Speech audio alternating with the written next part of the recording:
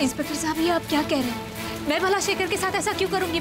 मुझे तो अभी भी पता चला कि उस पर कातिलाना हमला हुआ है। अच्छा एक बात बताओ मैडम, क्या मैं शक्ल से तुमको गधा दिखता हूँ?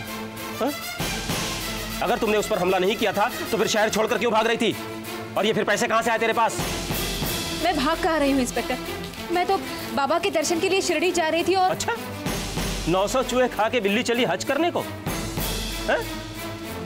उधर उस शरीफ आदमी को अस्पताल पहुंचा कि तू जा रही भगवान के द्वार? एक के बाद एक झूठ बोले जा रही है? मैं निस्ना नहीं, मैं जिया हूं। इंस्पेक्टर मेरी बात का यकीन कीजिए, मैं जिया हूं, निस्ना नहीं हूं। तो फिर निस्ना कौन है? मुझे क्या पता निस्ना कौन है। मैं तो सिर्फ इतना जानती हूँ कि मेरी शक्ल उससे मिलती है। मैं तो सिर्फ उसे एक बार मिली हूँ। इंस्पेक्टर साहब, शेखर ठीक तो है ना? उसे कुछ... चल चल, बहुत हो गया। हाँ, तेरे खिलाफ हमारे पास बहुत सारे सबूत हैं। चल अब यहाँ से चल, उठा सामान। देखिए, चले चले से मेरा विश्वास कीजिए। चल चल चल, आप मुझे गलत समझ रहे हैं। चल मेरी बात तो सुनिए आप लोग। आप समझ क्यों नहीं रहे हैं? मैं नहीं मानती कि शेखर इतना गिर सकता है। बस करो रुक्मिनी, तुम्हारे इन आंसुओं की कद्र उस नालायक को होती ना तो ऐसी हरकत करता ही क्यों? मुझे अपनी कोख पर शर्म आ रही है। शायद मेरी परवरिश में ही कोई कमी रह गई जो हमारी औलाद ने ऐसा दिन दिखा दिया। मेरा शेखर, मेरा लहू इतनी ओछी हरकतें कर सकता है? जिया को वापस हासिल करने के लिए उसने हम सबको धोखा देकर जिया की जगह पे किसी और को लाने की कोशिश की।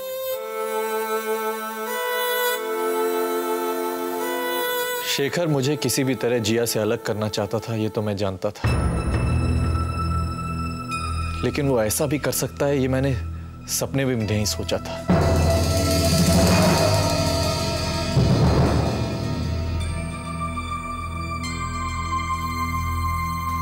और जब मैंने चिट्ठी पढ़ी तो एक बार तो मुझे समझ नहीं आया कि ये सचमुच हो रहा है या भयानक सपना है।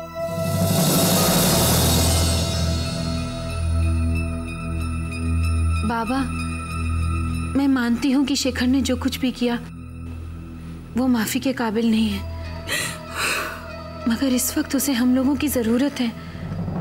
वो वहाँ हॉस्पिटल में मौत से जूझ रहा है। अपने कर्मों की सजा भुगत रहा है। वो जो बोया है वही काट रहा है।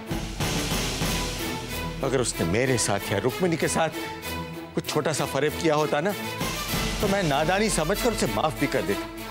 उसने जिया को धोखा देने की कोशिश की, इसे जिसने हमारे घर के लिए क्या कुछ नहीं किया है।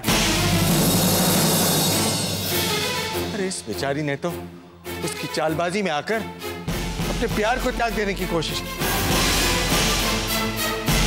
बस रहने दीजिए, उसने गलती की है ना तो... क्या बस करो रुक्मिणी, क्या बस करूं मैं? मुझे तो ये सोच सोच कर गुस्सा आ रहा है कि जिया उसकी वजह से शोम के साथ अपनी शादी तोड़ने को तैयार हो गई थी और उसने उसी के खिलाफ साजिश रची। एक बार भी उसके ज़हन में यह ख्याल नहीं आया कि अगर इस देवी को वो धोखा देगा वो भगवान का सामना कैसे कर पाएगा।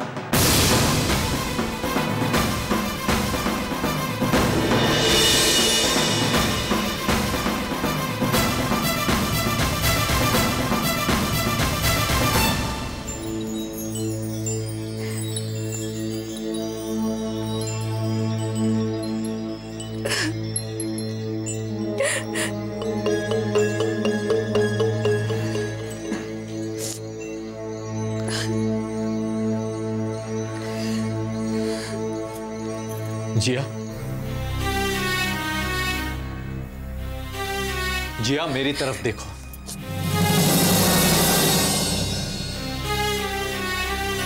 जो बाबा ने कहा वो खैर सच ही होगा, लेकिन एक बार मैं तुम्हारे मुंह से सुनना चाहता हूं। क्या तुमने सचमुच शेखर के लिए मुझे छोड़ने का फैसला कर लिया था? मुझे मेरे सवाल का जवाब दो जिया। हाँ किशोर, लेकिन तुम मेरी बात को गलत समझ रहे हो। I mean... बस जिया, अब और कुछ मत कहना। मुझे नहीं पता था कि तुम्हारे दिल के किसी कोने में शेखर अभी भी जिंदा है।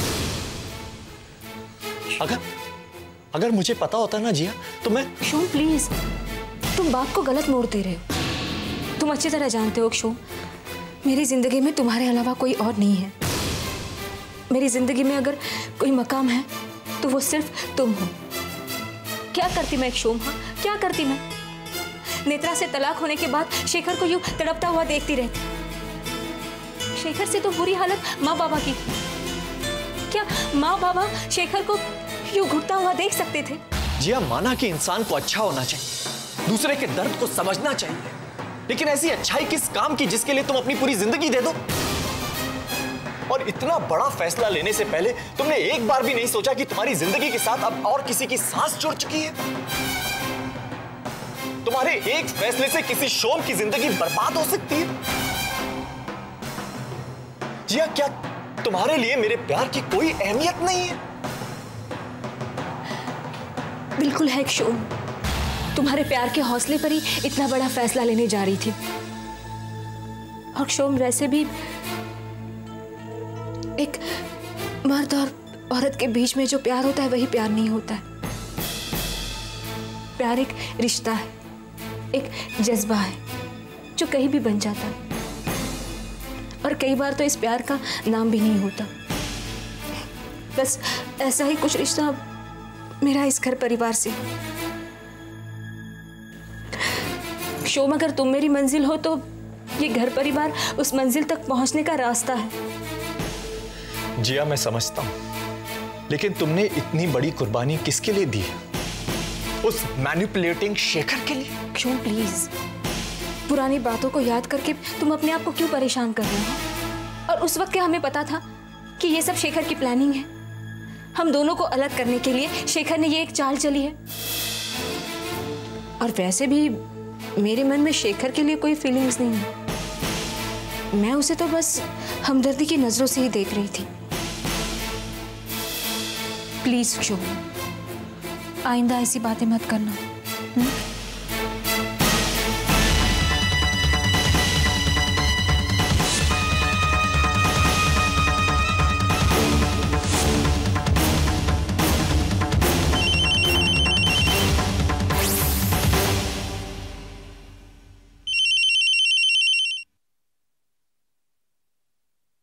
हेलो,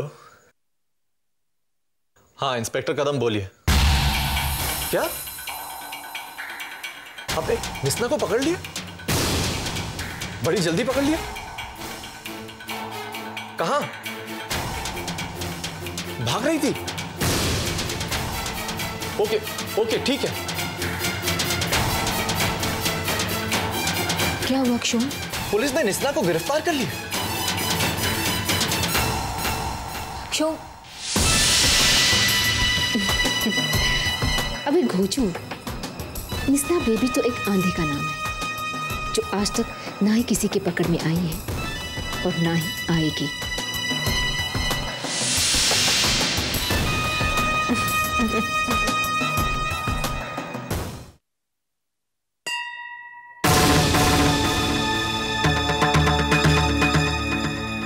माँ, तुम आ गई।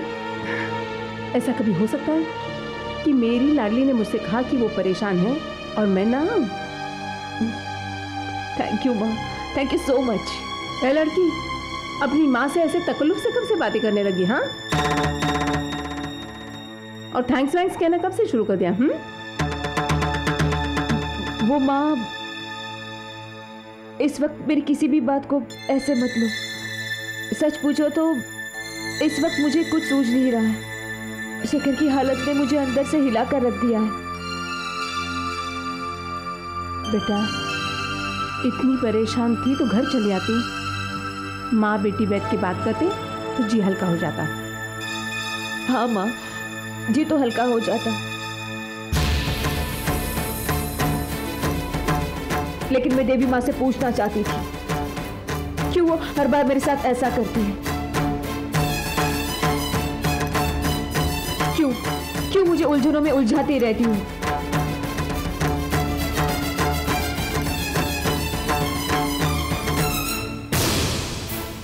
अब कैसी उलझन जिया?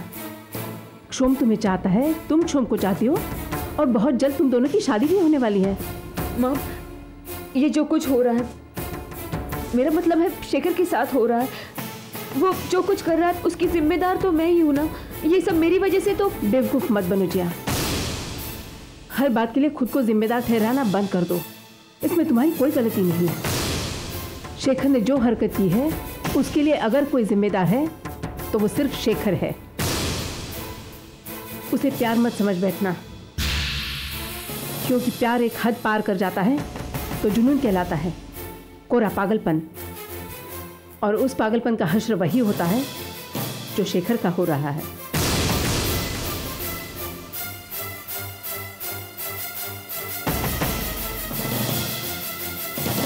इसीलिए जिया, इन बेकार की बातों के बारे में सोचना बंद कर दे और अपनी आने वाली जिंदगी के बारे में सोच। चल, देवी माँ से प्रार्थना करते हैं कि वो तुझे सुमति दे और ऐसे हालात का सामना करने की ताकत भी दे।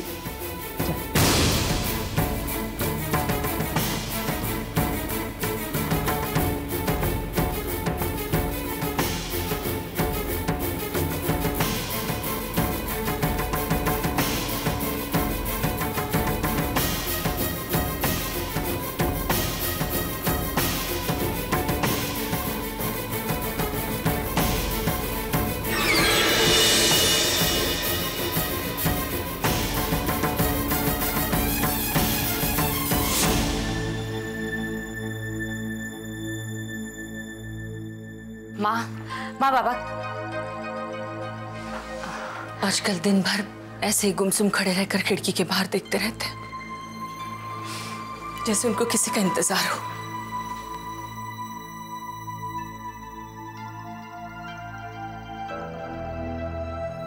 बाबा, समझ लीजिए आपका इंतजार खत्म हुआ। बाबा, मैंने डॉक्टर से बात की है।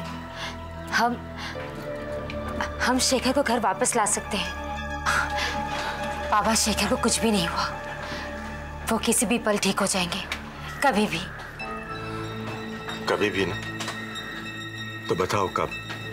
इस बात का जवाब तो मेरे पास नहीं है, लेकिन मैं जानती हूँ कि अगर शेखर आपकी आंखों के सामने रहेगा तो आपको अच्छा लगेगा।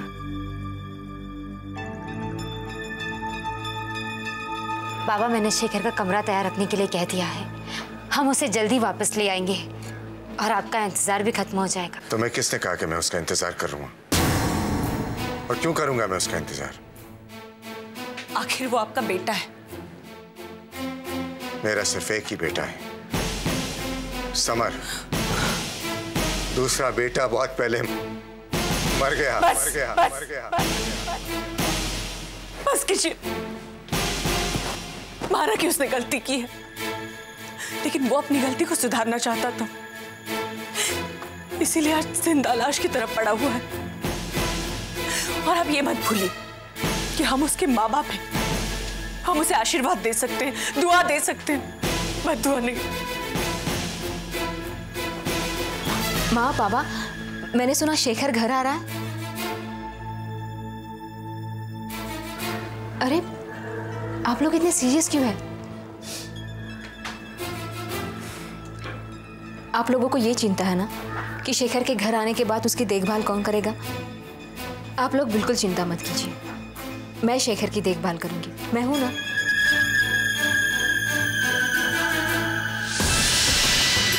एक बार उसे घर आने तो दो।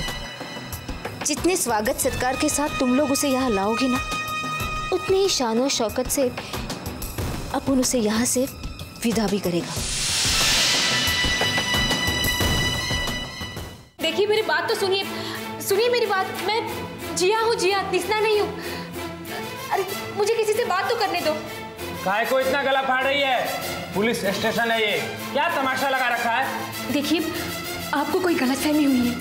मैं निस्ना नहीं हूँ, मैं जिया हूँ। आप मेरे परिवार में से किसी को बुला दीजिए, सब सच आपके सामने आ जाएगा। हमें ऊपर से ऑर्डर नहीं है। क्या चिलम-चिली मचा रखी है? इंस्पेक्टर, मेरी बात तो सुनिए। एक मिनट, पढ़ कर तुझे बात।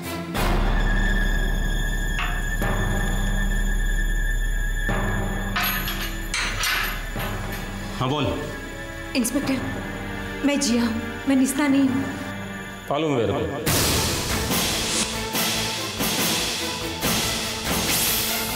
जी? मालूम है मेरे को।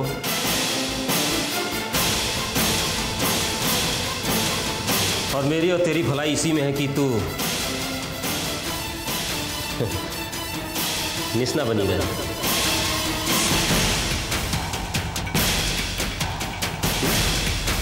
और अपना गुनाह चुपचाप कबूल कर ले।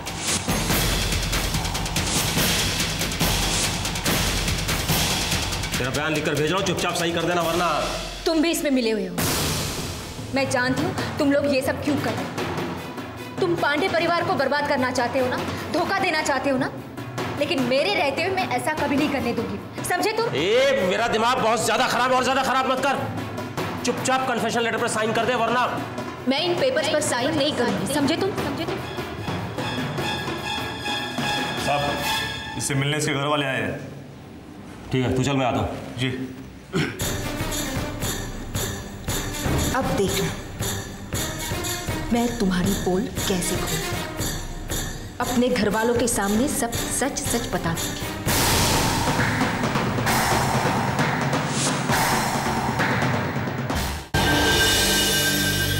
आप लोग यहाँ कैसे? इंस्पेक्टर साहब, हम मुझसे मिलने आए हैं। अरे, ऐसे कैसे मिल सकते हो आप लोग? हमारे पास परमिशन है। लेकिन इंस्पेक्टर, ये चिल्लाने की आवाजें कैसी थी? अरे क्या वकील साहब, ये पुलिस स्टेशन है भाई।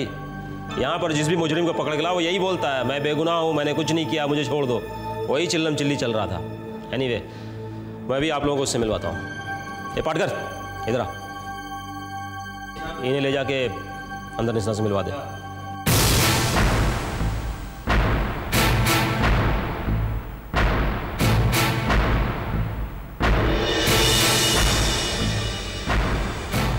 अगर उसने एक शब्द भी उल्टा सीधा बोला, मैं तो गया।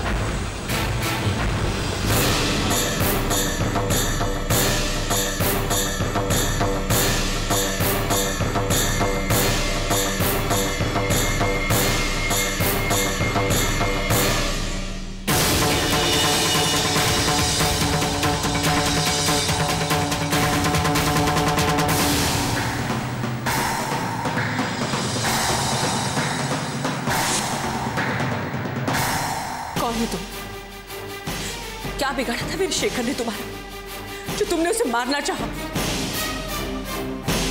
बोलो, जवाब दो।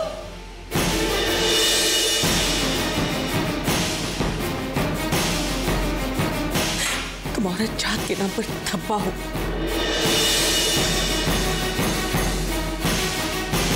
एक औरत कभी इतनी जालिम नहीं हो सकती। तुमने एक मां का दिल दुखाया है। कानून तुम्हें तुम्हारे किए की सजा तो देगा ही, लेकिन उससे पहले मैं तुम्हें बद्दुआ देती हूं।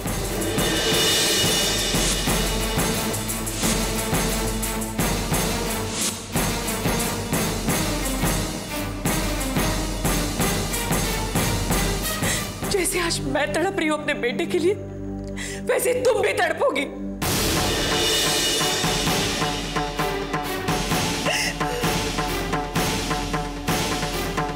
शेखर से तुम्हारी क्या दुश्मनी है?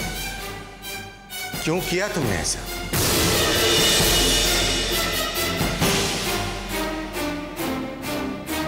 पैसे के लिए।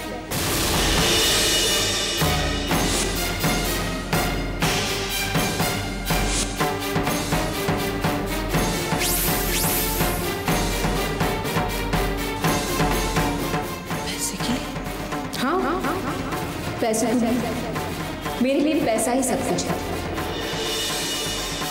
मैं निस्ना हूँ, निस्ना, और निस्ना का इंसाफ सिर्फ पैसा है, सिर्फ पैसा।